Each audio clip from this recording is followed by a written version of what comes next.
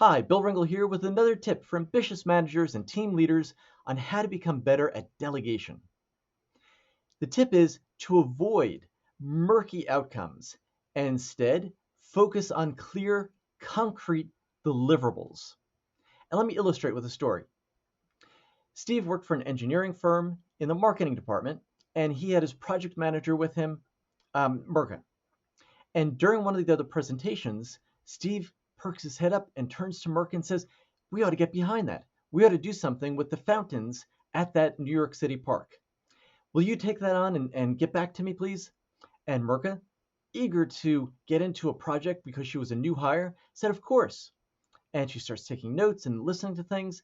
She comes back to Steve about 2 weeks later and she says, "I've got it all figured out, Steve." And Steve goes, "Oh, great, let's hear it." And she starts in her presentation. She had a 36-point PowerPoint slide deck. And Steve goes, "Well, wait a second. I was just interested in how we could get some sponsorships and raise our visibility in that community." And therein was a huge waste of time and energy that I want you to learn from so that you can avoid it. Here are 3 takeaways.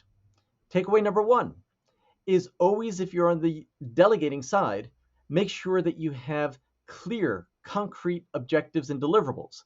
So Steve could have said, "I'm looking for 3 sponsorship opportunities between $5,000 and $25,000 to raise our visibility in that community." That would have been a much better example of delegating.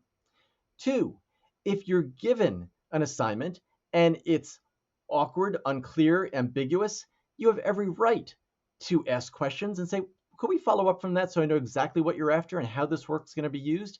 And that would lead to a much better relationship as well as raising your standing, because Merca's standing fell instead of rose because of that mistake.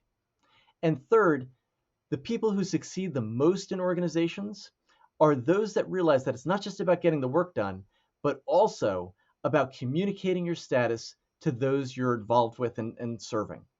If Merca had checked in with her boss along the way, she never would have spent so much time working in the wrong direction. So take these 3 ideas from this tip and put it to use. This is Bill Ringle wishing you well.